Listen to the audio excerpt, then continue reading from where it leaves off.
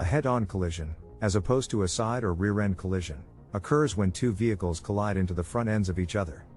Head-on collisions occur in every type of vehicle, from automobiles and planes to motorcycles and ATVs. In the category of lane departure collisions, head-on collisions are said to be the most devastating. The act of being in motion causes the vehicles to collide with immense force, and there are often fatalities and serious injuries associated with these types of crashes. Paralysis, amputation, brain injury, broken bones, burns, and fractures are all possible in a head-on collision.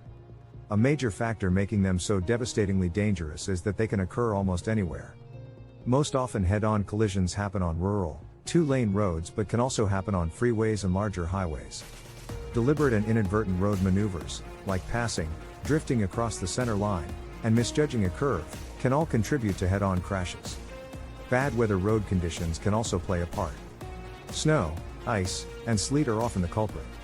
The California Department of Safety reported that approximately 75% of head-on collisions happen on rural roads. A significant amount of head-on collisions occur in construction zones. These areas of the road are being repaired or extended and are many times not properly detoured or marked for approaching drivers. If traffic patterns have been changed during construction and opposing lanes of traffic pass closer to each other than before, head-on accidents are almost inevitable at some point. Falling asleep, distracted driving, and irresponsible driving techniques are the usual reasons these types of wrecks occur. Since studies show us that head-on collisions happen for a variety of reasons, it is virtually impossible to completely safeguard against all occurrences.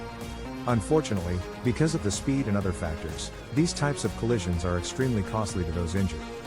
The injuries involved are often devastating and costly to repair and treat.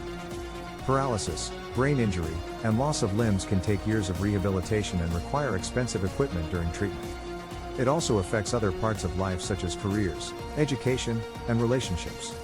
These outlandish costs are more often than not out of the realm of possibility for the injured party and family.